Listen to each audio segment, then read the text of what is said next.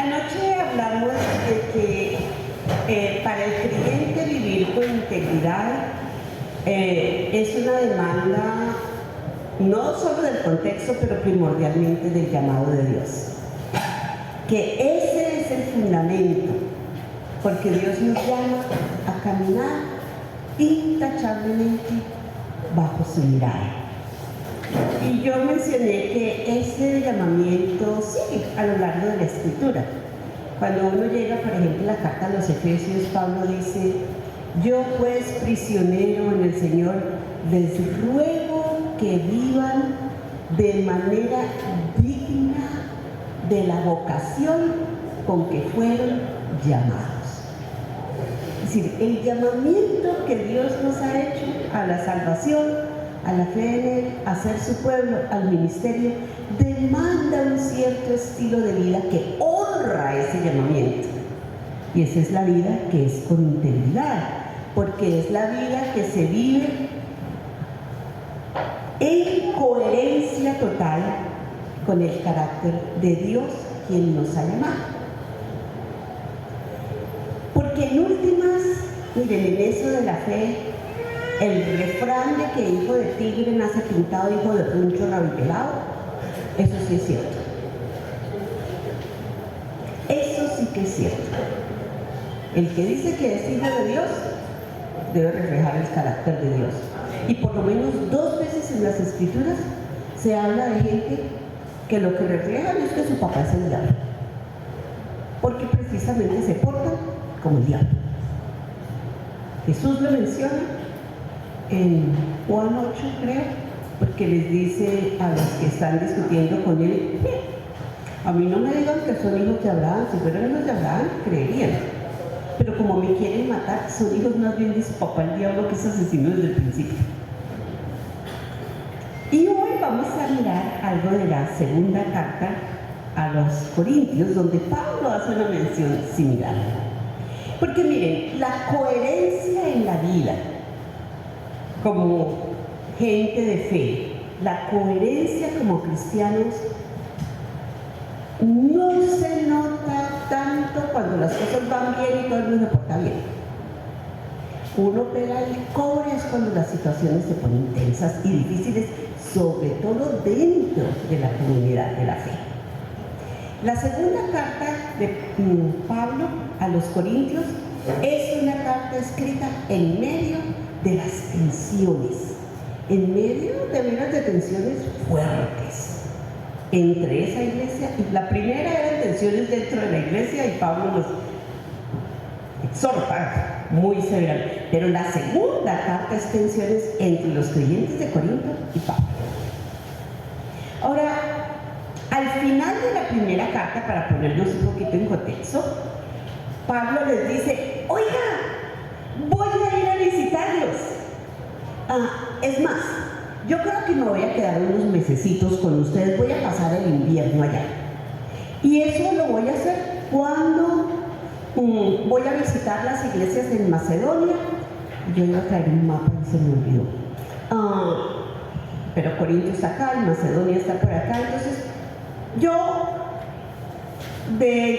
voy a pasar a Macedonia y voy a recoger las iglesias de toda la zona estaban recogiendo ofrendas para mandar a Jerusalén, porque la situación era había bastante necesidad entre los hermanos de la iglesia en Jerusalén. Algunos países dirían que estaban en el mundo.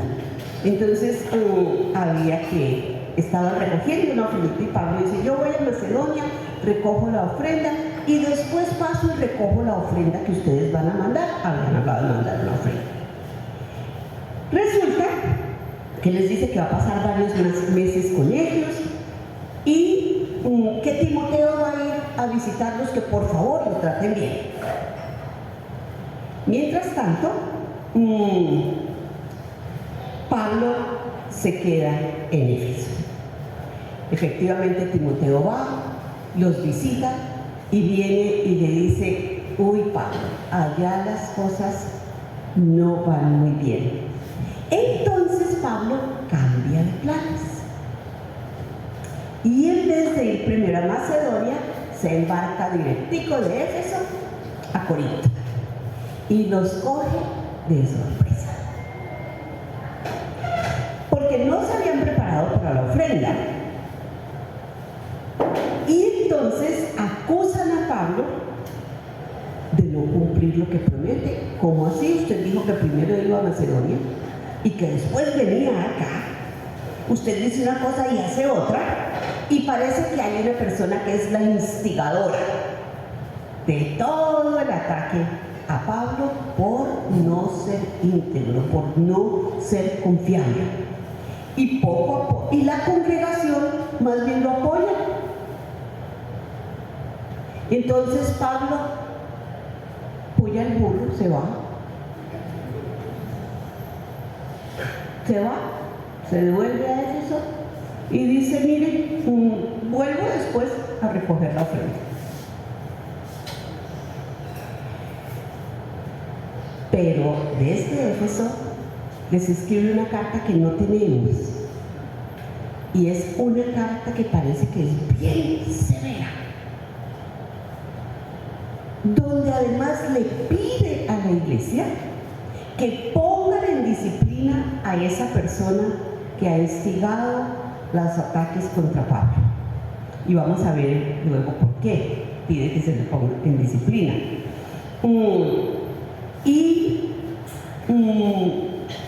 Manda la carta con Tito. Y le dice a Tito: nos vemos, te espero.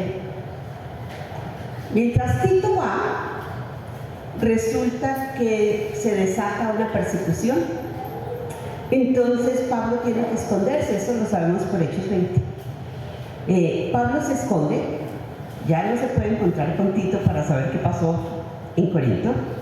Y finalmente dice: de pronto en Troas nos encontramos, porque era una parada lógica. No pasa así. Y Pablo entonces llega hasta Macedonia. Eventualmente sí se encuentra con Tito allá. Y Tito ya le trae buenas noticias. La iglesia recapacitó, y la iglesia ha puesto en disciplina a la persona. Y Pablo dice, gracias, en 2 Corintios, en el capítulo 7, que esa ha sido una muestra del afecto de ellos hacia él y de la lealtad a él y al evangelio. Pero todas las noticias no son buenas. Hay otro problemita que ahora está presente en la iglesia en Corinto. Mire, la iglesia de Corinto es como algunas iglesias que van de problema en problema. Algunos de ustedes de pronto conocen así, ¿cierto? Ahora hay el problema de que aparecieron unos superapóstoles. Parece que fuera el día de hoy. Aparecieron unos superapóstoles, super espirituales, super poderosos y superjuzgadores, y llenos de cartas de recomendaciones, debe ser de gente importante que era conocido para ellos. Y empiezan a decir: no, eso que usted dice de ese apóstol, ¿dónde están las cartas de recomendación de ese tipo? ¿Quién dice quién es él? ¿Quién lo avala? No, ese tipo ni habla bien. Les escribe cartas bravas, pero cuando viene es mansitico. Ese tipo es incoherente. Una cosa es lo que escribe, otra cosa es lo que hace de veras cuando viene. Además, no hace todas esas cosas espectaculares que nosotros sí hacemos. ¿Recuerdan? En la primera carta ya sabíamos que los de Corinto les encantaban las señales espectaculares de poder. Dice, y Pablo no es así. Lo descalifican. Bueno, hoy vamos a mirar cómo responde Pablo a la primera cosa, a la acusación de falta de integridad. Ahora en la mañana vamos a mirar eso.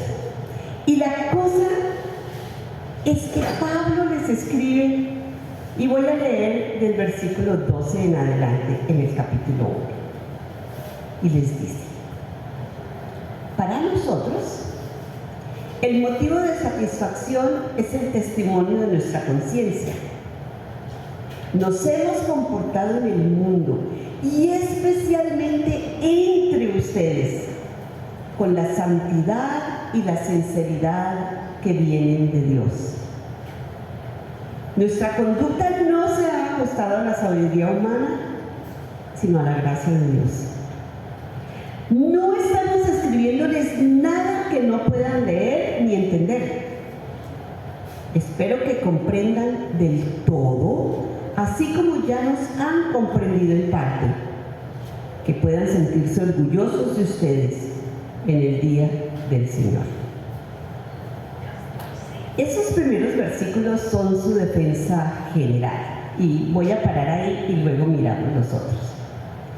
Miren lo que Pablo les está diciendo. Les dice, oigan,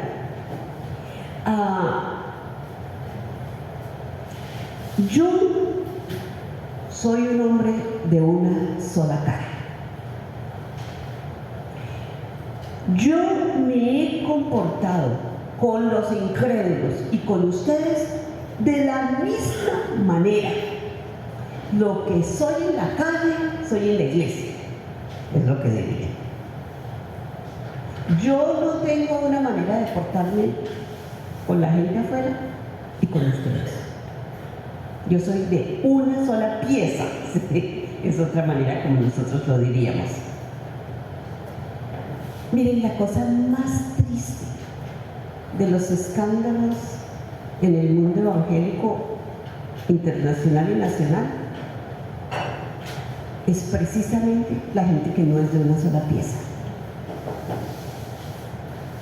La gente notoria en el ministerio y con negocios tan oscuros y encubiertos por los compañeros en el ministerio. Eso debería rompernos el corazón. El tipo de tratos que se tienen por fuera de la iglesia, bien escondidos, y el trato que se tiene dentro de la iglesia. Claro, uno no tiene que pensar solamente en los escándalos, pensemos en nosotros. ¿Somos los mismos detrás del púlpito que en el tráfico caótico de nuestras ciudades?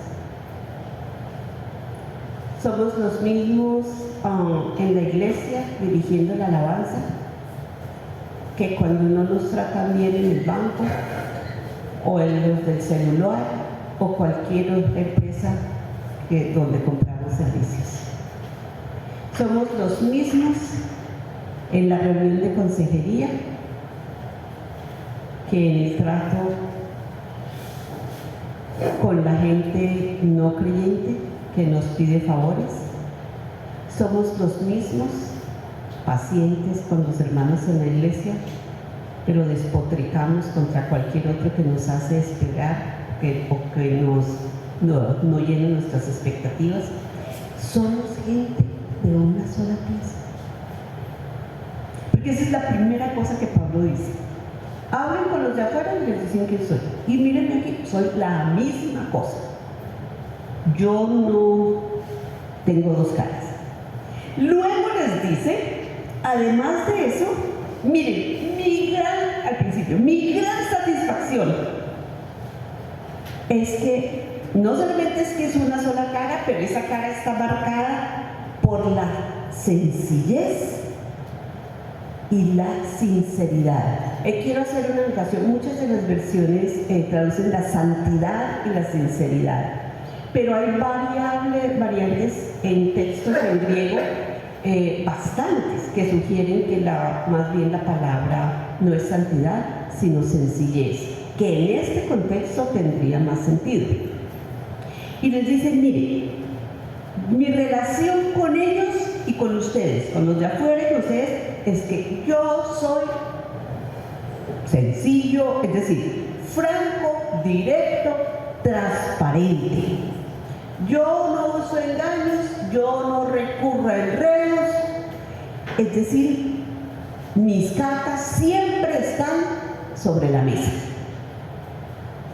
Y noten la cosa tan interesante. Pareciera que cuando Pablo empieza está siendo jactancioso. El motivo de satisfacción. En otra versión dice el motivo de orgullo. Para mí es tal cosa. Y uno dice, no, ese Pablo sí es orgulloso. Pero en realidad Pablo no está chicaneando. Porque ¿de dónde dice Pablo que vienen esa sencillez y esa sinceridad? Vienen de Dios.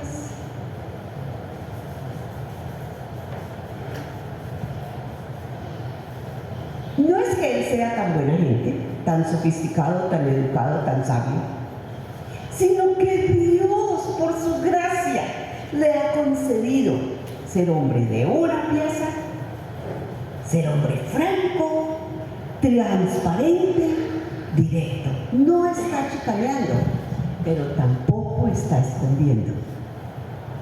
Yo soy transparente con ustedes. No les está mandando indirectas. Yo soy y ustedes no son. De hecho, ellos habían sido bien fronteros, lo acusaron de frente. ¿Cierto? Ellos no le mandaron indirectas. Y miren, el poder afirmar yo soy transparente, yo soy sincero, yo soy franco, debería ser algo que todos nosotros podemos hacer, reconociendo que si son franqueza y son sinceridad, de veras provenientes de Dios y de veras señales de integridad. Porque la verdad es que nosotros somos mucho más dados, nosotros somos maestros de la indirecta. Eso es contrario a la sencillez. Nosotros lanzamos expresiones y decimos, y al que le caiga el guante, que se lo chante.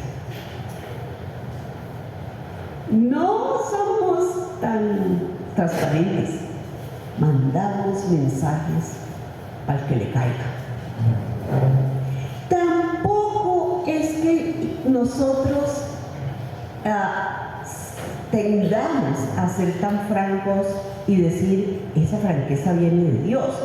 Más bien nosotros decimos con orgullo, es que yo digo las cosas como son. Cuando alguien le dice a uno, oiga, aprenda a decir las cosas con más cariñito. Diga la verdad, pero dígala con amor. ¿Y cuál es el orgullo con el que sacamos el pecho? ¿O la defensa que sacamos? Es que yo soy así, es que yo sí digo las cosas como son, es que yo sí soy honesto. Y en ese caso la franqueza se convirtió en arma. Y cuando se convirtió en arma, esa no es de Dios. Esa es para atacar. Esa no es para el bien del otro, es para el desahogo mío o la defensa mía. Pensemos si acaso la franqueza de Dios es así. Ahora, Dios sí nos dice de frente que somos pecadores. ¿Para desahogarse? No. ¿Para qué nos dice que somos pecadores? Para invitarnos al arrepentimiento. Para invitarnos a que nos reconciliemos con Él. Para invitarnos a que nos abramos a que Él nos transforme. La sinceridad de Dios nunca es un arma. Siempre es una invitación. Y piensen en la humildad que hay detrás de esa invitación.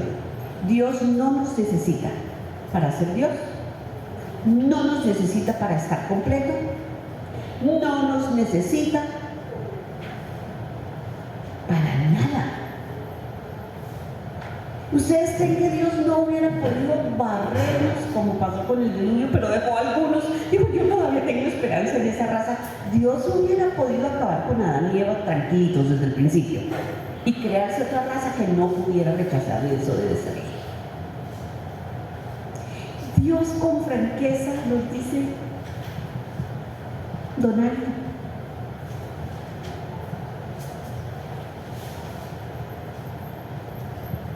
no lo hiciste bien. Arrepiéntete. Oiga, venga, seamos amigos. Yo hago lo necesario para que se reconcilie conmigo, solo créame. Venga, Donaldo, tengamos comunión. venga, alégreme el corazón, venga, yo lo creé para que sea mi hijo, para que andemos juntos. Ese es el mensaje perseverante en la Escritura, desde Caín hasta Apocalipsis. Claro que hay juicio, y cada vez que en los profetas hay juicio y que en Apocalipsis Dios dice, y les hice tal cosa, y no se arrepintieron. Eso es muy diferente a nuestras mañas de usar la franqueza como arma. Con mucha frecuencia, el liderazgo eclesial tiene más tufo de manipulación, de intriga, de agendas medio escondidas. ¡Qué tristeza! Yo oro que ustedes puedan tener sus reuniones y todos puedan decir, ¡ay! Mi orgullo es que nuestras conversaciones fueron sencillas, sin dobles sentidos, sin mensajes ocultos y con sinceridad. Que nadie tiene que quedarse pensando, ¿y ese qué quiso decir? Pero con amor, porque esa es la marca de Dios. Y la otra cosa que Pablo les dice es, mire, además, yo tengo un solo discurso. Lo que les escribo es lo mismo que les digo. Y a mí no tienen que leerme entre líneas. Yo no busco engañarlos ni enredarlos con los que escribo. ¿Qué les dice? Mire, yo no les estoy escribiendo nada que no puedan leer. Lo que dice ahí es exactamente lo que quiero decir. No es como al tipo que le pidieron una recomendación de un exfuncionario, de un ex empleado, entonces escribió. Si usted conociera a esta persona como yo la conozco, entonces espero que usted sienta a esa persona lo que yo siento.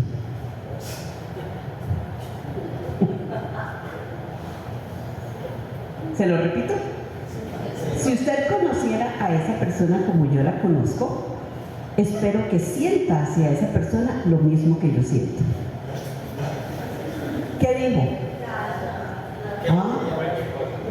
No dijo que lo quiere. Dijo, interprételo como quiera. Eso es lo que dijo. Porque no le dijo lo que siente. Interprételo como quiera. Y ustedes lo interpretaron como quisieron. Porque ustedes no son maliciosos, ¿cierto? Otro dice, no quiere decir de frente que esa es buena gente, quién sabe qué escondido tiene. Pablo dice, yo no escribo así. Lo que yo les escribo, entiéndanlo, es exactamente lo que quiero decirles. Porque la integridad de Pablo se extiende hasta allá. Pablo no tiene un discurso oficial y otro discurso. Pablo no escribe una cosa, pero a los amigos les dice otra. Pablo no manda comunicados oficiales, pero todo el mundo sabe que el comunicado oficial no es el discurso verdadero. No, lo que yo escribo, así es. Yo soy tipo de un solo discurso. ¡Qué cosa tan maravillosa! Una sola cara, adentro y afuera. Un solo discurso. Un solo discurso para cualquier público y un solo discurso en lo que digo y lo que escribo. Y no escribo entre líneas, clarito, franco. Yo hablo sinceramente, sencillamente. Sin manipulaciones, sin indirectas, sin ambigüedades. Y con esos tres elementos se defiende en forma general.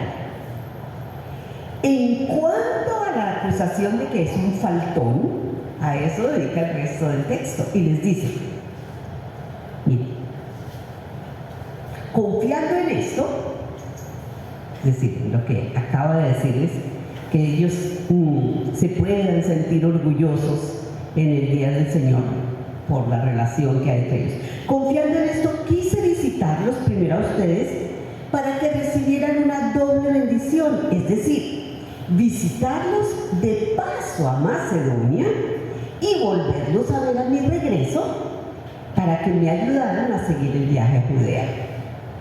Al proponerme esto, ¿acaso lo hice a la ligera? ¿O es que hago mis planes según criterios meramente humanos? De manera que diga sí, sí y no, no al mismo tiempo. Tan cierto como Dios es fiel,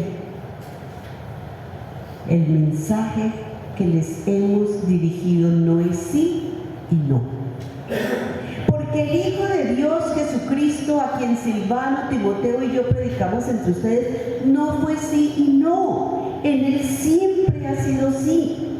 Todas las promesas que ha hecho Dios son sí en Cristo. Así que por medio de Cristo respondemos amén para la gloria de Dios. Dios es el que nos mantiene firmes en Cristo. Tanto a nosotros como a ustedes, Él nos ungió, nos selló como su propiedad y puso su espíritu en nuestro corazón como garantía de sus promesas. Y uno dice, ahora sí se chifló Pablo. ¿Y qué diablos tiene que ver que cambió los planes de viaje con todo eso del Evangelio y las promesas de Dios en Jesucristo? Porque es que Pablo no es un tipo superficial.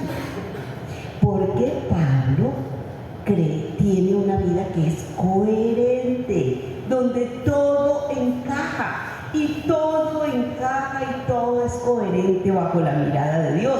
Por eso hasta los planes de viaje sí tienen que ver con el mensaje que él predica. Explico. Número uno, les dice, miren, yo no les caí de sorpresa para cogerlos con los calzones abajo. Yo no fui a ver porque me habían contado el chisme de que ustedes no estaban recogiendo la ofrenda y yo fui, aquí los cojo. No, yo quise ir porque pensé, uy, tan chévere, como nos queremos y ya nos hemos reconciliado de la primera carta. De todas maneras me quedan, yo paso antes de llegar a Macedonia y los visito. Y también los visito, como les dije, de regreso. Pero ¿cómo lo entendieron ellos? De mala manera, de muy mala manera. Pablo pensó, ay, ellos se van a beneficiar de que yo los visite 2 veces, se van a regocijar. Y esta gente, ¿y este ahora qué vino a ver?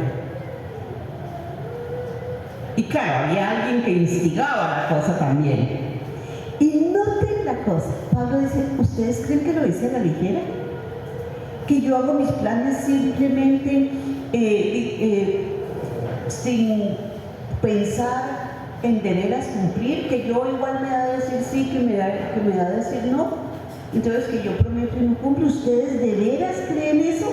Y Pablo espera que al preguntarles ellos piensen, a ver, nosotros hemos conocido de Pablo que vino, que nos predicó, que nos animó, que no se autopromovió, que no, oiga, Pablo no es así, debió haber alguna otra razón. Obviamente no fue así. Pero noten lo que por qué Pablo va más allá. Porque lo que está en juego no es solo su credibilidad. Si Pablo igual dice sí, te dice no, si Pablo es mentiroso, eso tiene implicaciones más serias. Si nos miente en esto, ¿quién nos garantiza que no nos mintió con el mensaje que nos trajo de Dios?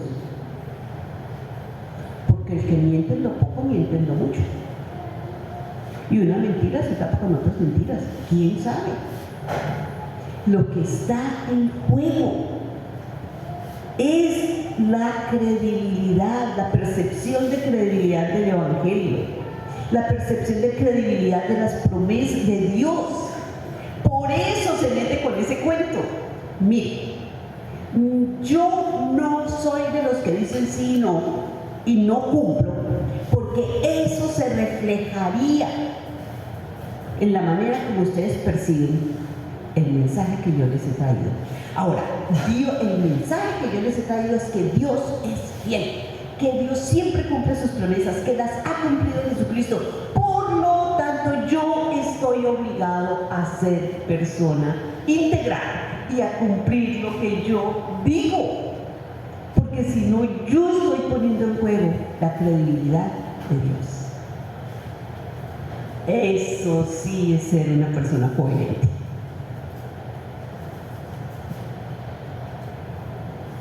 Yo, a medida que pensaba más y más en este texto, me pregunté cuántas veces en mi vida he tenido esa conciencia tan profunda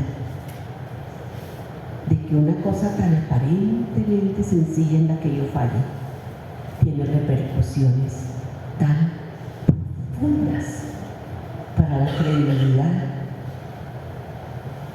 del mensaje, para la credibilidad del Dios a quien anuncia y a quien sirve. Hace unos años, el ex primer ministro de Inglaterra, Tony Blair, se dirigió a las Naciones Unidas para instar a los países del mundo a que no abandonaran Afganistán.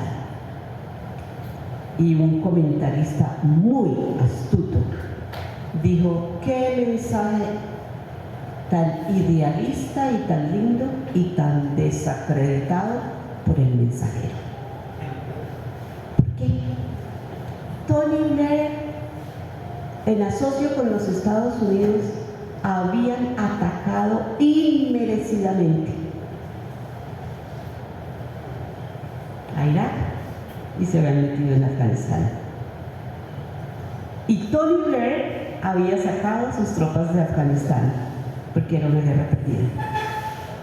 Los Estados Unidos se demoraron hasta hace 3 años y salieron con el rabo entre las piernas también.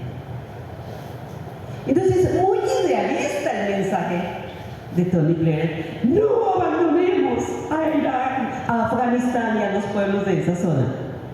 Qué mensaje tan desacreditado por el mensajero. ¿Cuántas veces hemos sido Tony Blair? Y de veras eso nos llama a una reflexión profunda. Yo me pregunto, ¿y cuántas veces he desacreditado el mensaje genuino que se ha dado? Pero que Pablo dice: no, ni riesgo que yo haga eso. Tal como Dios es digno de confianza, yo soy digno de confianza. Pero no apela a eso para que le crean. Simplemente créanme porque soy apóstol.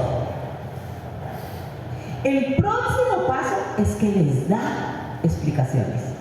Porque hasta ahora se ha defendido y ha mostrado su integridad, pero todavía no les ha dicho por qué cambió los planes.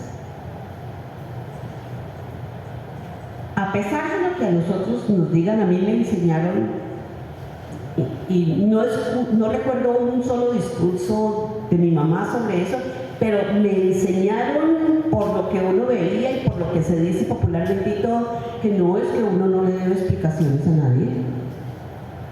¿Ustedes no les han enseñado eso? No, yo no te doy explicaciones. Y lo aplicamos hasta en el matrimonio. No, la persona íntegra da explicaciones cuando hay malos entendidos. Entonces les escribe: por mi vida, a partir del versículo 23, pongo a Dios por testigo que todavía no he ido a Corinto solo por consideración de ustedes. No es que intentamos imponerles la fe, sino que deseamos contribuir a la alegría de ustedes, pues por la fe se mantienen firmes. Dicen: mire, yo no volví, no solamente que se pusieron tan bravos la primera vez y él dijo que volvía y ahora dicen: pero él tampoco volvió. Les dicen: no, un momento, yo no volví. Es que es tan interesante. Ese Pablo no podía hacer nada bien a los ojos de los corintios. Si llegó antes, incumplido. Y dijo que volvía y ahora no ha vuelto, incumplido, ¿cierto? Les dije, no, yo no he vuelto, porque si volvía era para ponerles medidas disciplinarias. Pero yo no quiero controlarlos.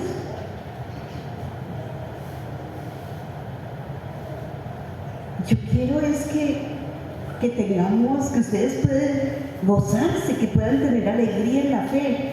Es decir, yo no, si yo hubiera ido o hubieran pensado que era una tiranía, claro, ahora alguien se rebeló y entonces va a venir a... No, mire, yo reconozco que ustedes se mantienen firmes en la fe por la obra de Dios, que su estabilidad depende de Dios. Entonces yo no tenía que ir para disciplinarlos. Por eso dice, yo decidí no hacerles otra visita y entristecerlos, pero sí les escribí. Esa es la carta que no tenemos, la carta severa. Les escribí con tristeza, con angustia de corazón, con muchísimas lágrimas, pero no para entristecerlos, sino para mostrarles tanto que los amo. La primera visita terminó siendo muy dolorosa, ¿cierto? ¿Para qué vino antes? Y Pablo dijo, si vuelvo ahora a disciplinarlos, la cosa se pone peor. Les escribió. El fruto es que ellos mismos pusieron en disciplina a la persona, que como ya vimos no solamente estaba atacando a Pablo, pero de veras estaba atacando la credibilidad del Evangelio. Y Pablo, al hacerlo, les ha mostrado tanto que confía en la obra de Dios en ellos y tanto que los ama. Dios, que los ha guardado fiel, les permitió atender el asunto de la disciplina de la persona. Y Pablo, que les dio la oportunidad de hacerlo, lo que está demostrando es su amor por ellos. Por eso no ha vuelto. Miren, hermanos queridos, enfrentar las relaciones tensionadas, las relaciones no tan armónicas en la comunidad de la fe, demanda este tipo de integridad. Una sola cara, franqueza, humildad, nada de mensajes por ahí, nada de enredos, un solo discurso. Y tomar decisiones, aun que puedan implicar un cambio, basadas en el amor. De tal y una conciencia absoluta de que no tenemos que controlar a la gente, de que el Espíritu de Dios sigue orando, de que Dios puede llevarnos a tomar las decisiones correctas, pero uno tiene que mostrar lo incorrecto de las situaciones por amor y sobre todo porque tenemos una claridad de las repercusiones para el Evangelio si las situaciones no se aclaran, porque es la credibilidad del Evangelio la que termina estando en juego. Más adelante en la carta, Pablo dice una cosa aterradora: a menos que se hubiera manejado así el conflicto, el único que hubiera sacado provecho hubiera sido Satanás. La integridad no es solamente cosa de buen nombre nuestro,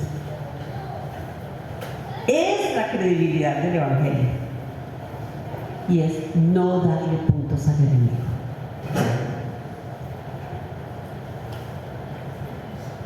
Que el Señor en el día de hoy, porque es un día a la vez que uno camina, cuando el Señor nos permite caminar íntegramente bajo su mirada.